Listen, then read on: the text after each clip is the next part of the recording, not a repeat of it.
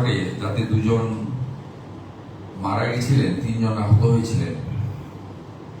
কালকেই আমরা 4টি দপ্তরের সমন্বয়ে একটি কমিটি করেছিলাম এবং আমরা আজকে ফার্স্ট আওয়ারে কমিটি রিপোর্ট দিতে বলেছিলাম। এই কমিটি রিপোর্টে যা পাওয়া গেছে, এটা আমাদের রাজ্যে বা কলকাতার ক্ষেত্রে একটি অশনি সংকেত। ওই অবৈধ ওয়ার্কশপ বা কারখানায় কোনো বিল্ডিং প্ল্যান নেই। বিল্ডিং প্ল্যান নেই যেমন the basic norms of fire এবং ইলেকট্রিসিটি, সেগুলো ওখানে ছিল না, কমপ্লিটলি অবৈধ। আমরা এই ঘটনার পরিপ্রেক্ষিতে কতগুলো অ্যাকশন নিয়েছি। তিলজলা পিএস এর কেস নম্বর 226, তাতে ওই অবৈধ কারখানার মালিক শেখ নাসির এবং শামীম মোহাম্মদ, তাদেরকে গ্রেপ্তার করা হয়েছে আজকে সকালে। আমরা বিদ্যুৎ সরবরাহকারী সংস্থাকে পার্মানেন্ট ইলেকট্রিক ডিসকানেকশন করার অর্ডার দিয়েছি এবং সিএসসি কে বিদ্যুৎ সচিবের মাধ্যমে জানানো হয়েছে যত এই ধরনের বিল্ডিং প্ল্যান স্যাংশন নেই, অবৈধ কারখানা আছে, বিশেষ করে কসবা, তিলজলা, মমিনপুর, ইকবালপুর সহ এই এলাকাতে, ইমিডিয়েটলি একটি ইন্টারনাল অডিট করে যাদের যাদের বিল্ডিং প্ল্যান স্যাংশন নেই তাদের ইলেকট্রিসিটি ডিসকানেক্ট করার জন্য আমাদের পৌর নগর উন্নয়ন সচিবকে নির্দেশ দেওয়া হয়েছে একদিনের মধ্যে ওই অবৈধ স্ট্রাকচার ভেঙে ফেলার জন্য, এএমসির উদ্যোগে, কলকাতা পুলিশের সাহায্য নিয়ে। এবং একইভাবে টিএমসি কে বলা হয়েছে এই ধরনের অবৈধ বিপজ্জনক কারখানাগুলিতে জলের লাইন কেটে দেওয়ার জন্য। আমরা এতে জিরো টলারেন্সের নীতি নিচ্ছি। যারা সতর্ক হতে চান সতর্ক হয়ে যান, যারা বেআইনি কাজকর্ম করছেন তাদেরকেও আমরা সংশোধিত হতে এবং এই ধরনের কাজ থেকে বিরত থাকার জন্য কড়া নির্দেশিকা এবং পরামর্শ দিচ্ছি। দর্শক শুনলেন, গতকাল যে কাণ্ড ঘটেছিল তপসিয়া, তিলজলা ওই এলাকা কলকাতার, আমি গত রাতে একটা খবর করেছিলাম। ওখানে গিয়েছিলেন নতুন পুর ও নগর উন্নয়ন মন্ত্রী অগ্নিমিত্রা পল। একেবারে স্পট খতিয়ে দেখেছেন, বিল্ডিংয়ের সব চেহারা দেখুন না। আমি কালকেই বলেছি অনেক কথা। ম্যাক্সিমাম ইল্লিগাল, বৈধ বাড়ি ওখানে পাওয়া যাবে না। তো বসতি বাড়ি, একই বিল্ডিংয়ে কারখানা, ঠক ঠক ঠক ঠক ঠক রাত 2টো পর্যন্ত আওয়াজ হয়। আমি যেহেতু ওখানে ছিলাম অনেকদিন, আমি জানি, কালকে বলেছি অনেক কথা। তো অগ্নিমিত্রা পল উনি তো খতিয়ে দেখেছেন এবং কালকেই বলেছেন যে ব্যবস্থা নেওয়া হবে, এসব অবৈধ কাজ কারবার চলবে না। আজকেই মুখ্যমন্ত্রী শুভেন্দু অধিকারী একেবারে জানিয়ে দিয়েছেন প্রেসের সামনে যে কড়া অ্যাকশন হচ্ছে এবং এই ধরনের অবৈধ কাজকর্মের বিরুদ্ধে জিরো টলারেন্স, সহ্য করা হবে না, জিরো টলারেন্স। তো সিদ্ধান্ত হয়েছে এই যে কারখানা, এটা তো অবৈধ কোনো কিছুই ছিল না, ভেঙে দেওয়া হবে। ইলেকট্রিসিটি মানে একেবারে স্থায়ীভাবে মানে বিচ্ছিন্ন। আর কালকের মধ্যে ভাঙার বিষয়টা এটা বলছেন, মানে একেবারে গুঁড়িয়ে দেওয়া হবে। বলতে পারেন কাল থেকে বুলডোজার চলবে। যেখানে যত অবৈধ কাজকর্ম কারখানা আছে সেগুলোকে চিহ্নিত করার চেষ্টা হচ্ছে এবং অ্যাকশন। এটা তো হচ্ছে কারখানা যে ঘটনা ঘটেছে সেটার বিরুদ্ধে তো অ্যাকশন হচ্ছেই, তাদের মালিককে ম্যানেজারকে গ্রেপ্তার করা হয়েছে এবং ভেঙে দেওয়ার ব্যাপারটা হয়েছে। কিন্তু আরও যেসব আছে, বিশেষ করে এই কসবা, তিলজলা মানে তপসিয়া, মমিনপুর, ইকবালপুর আছে, রাজাবাজার, এসব এলাকা প্রচুর ইল্লিগাল কনস্ট্রাকশন হয়েছে। ইল্লিগাল, আমি কালকে এটা নিয়ে অনেক কথা বলেছি, যেহেতু আমি তপসিয়ায় দীর্ঘদিন ছিলাম। আমাকে অনেক সময় ভাবিয়েছে যে আছি যা ইল্লিগাল বাড়ি কী হবে কে জানে, মনে হচ্ছে যেন এখানটা ছেড়ে পড়ে যাবে। মানে ওখানে গলিগুলো এমন মানে বললে হয়তো আপনারা অন্যভাবে নেবেন, হেসে ফেলতে পারেন, মানে আতঙ্ক থাকলে যা হয় আর কি। আমি যখন যেতাম গলির মাঝখান দিয়ে হয়তো করে একটা জায়গায় মাথায় এভাবে হাত দিয়ে, জানি হাতেতে কিছু লাভ হবে না ওপর দিয়ে কিছু পড়লে, তবুও হাত রেখে যেতাম, যেহেতু আমাদের গ্রামের এলাকার লোক ওখানে থাকতেন, কাজকাম করতেন, আমিও তাদের সঙ্গে থাকতাম আর কি পড়াশোনা করতে গিয়ে। তো খুবই বিপজ্জনক। আর কয়েক বছর পর একটু যদি দুলে যায় কলকাতা, একটু কম্পন হয়, সব হুড়মুড়িয়ে পড়বে, মানুষের মৃত্যুর শেষ থাকবে না, মিছিল হয়ে যাবে। তো যাই হোক, আমি বলেছিলাম যে কিছু একটা ব্যবস্থা করতে হবে। তো এখন ব্যবস্থা করতে হবে বলতে আজকে মুখ্যমন্ত্রী যে ঘোষণাটা করলেন যে যত সব আছে এই ধরনের ইল্লিগাল কনস্ট্রাকশন, মানে ইল্লিগাল কনস্ট্রাকশন বলতে যেখানে কারখানা আছে, কারখানা কথাটা উনি জোর দিয়ে বলেছেন। এখন বসতি এলাকাতেও কি হবে সেটা খুব একটা খোলাসা এখনো হয়নি। আপাতত কারখানা যেগুলো ইল্লিগালি এরকম চলছে সেখানেই বেশি দুর্ঘটনা ঘটে, অগ্নিকাণ্ড বিষয়গুলো। তো সেক্ষেত্রে আমি জোর দিয়ে দেখলাম বলতে যে যেখানে এইসব চলছে তাদের লাইন কেটে দেওয়া, জ্বরের লাইন কেটে দেওয়া ইত্যাদি ইন্টারনাল রিপোর্ট তৈরি করে এগুলো করার কথা উনি বলেছেন। তো ফলে দর্শক একটা ভালো উদ্যোগ, এবং এটাও বললেন যে সতর্ক হয়ে যান, শুধরে যান। এটা একটা বার্তা, যারা এসবভাবে চালাচ্ছেন, এসব কিন্তু আর চলবে না, আগে যা চলে গেছে। অদ্ভুত ব্যাপার দর্শক, এই যে এক তো ইল্লিগাল বিল্ডিং, তার উপরে কারখানা, আবার দেখবেন খোঁজ নিয়ে দেখবেন ওদের আবার কারো কাছে ফায়ার লাইসেন্সও আছে, কারো কাছে ট্রেড লাইসেন্সও আছে, অন্য লাইসেন্সও আছে।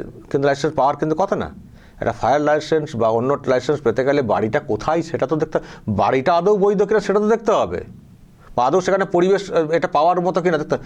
কাগজ একটা চোতা দেখবেন সব কারখানার মালিক, সবাই হয়তো না, কিন্তু ওনাকে তুমি জোগাড় করে ফেলেছেন। আপনি যা জিজ্ঞাসা করবেন, হ্যাঁ তোমার ফায়ার লাইসেন্স, কিন্তু ফায়ার লাইসেন্স পাওয়ার কথাই না ওখানে, কিন্তু তারা জোগাড় করে ফেলেছেন। আসলে সব জায়গায় তো ওই পয়সা দিয়ে কাজ হতো না, সব জায়গায় পয়সা দিয়ে কাজ হতো। কেএমসির ভিতরে টাকা দিলেই সব সার্টিফিকেট পেয়ে যাবেন। সার্টিফিকেট দেওয়ার জন্য যে এনকোয়ারি প্রয়োজন আছে এসব কিছু হয় না, পয়সা মানে ফেলো, মাল পেয়ে যাবে, ওনাদের কাছে আছেও। তো এখন প্রশ্ন হচ্ছে যে শুধু ওই মানে এটা তো অ্যাকশন হচ্ছেই, যারা এগুলো করিয়েছেন তারা তো অ্যাকশন হবেই, আর যারা দিতেন ছাড়পত্র তাদের ক্ষেত্রেও অ্যাকশন নিতে হবে। পুরসভার ইঞ্জিনিয়ার বা যারা করেছেন, কাউন্সিলর যারা যুক্ত ছিলেন, তাদের বিরুদ্ধেও কিন্তু অ্যাকশন নেওয়াটা প্রয়োজন, সমূলে উৎখাত করতে হবে। বা যারা দেখুন এই ধরনের যে কারখানা ইত্যাদি করাগুলো, এগুলো তো হয়েছে কোনো না কোনো প্রশ্রয় হয়েছে তো, তারা হয়তো মাসোয়ারা নিতেন। যারা ব্যবসা করতেন তাদের বিরুদ্ধে অ্যাকশন তো অবশ্যই হওয়া উচিত, কিন্তু যারা করাতেন পয়সার বিনিময়ে এদের কাছ থেকে জিজ্ঞাসা করে, তাদেরকেও ধরতে হবে, তাদের বিরুদ্ধে ব্যবস্থা নিতে হবে। এসব চলতে পারে না।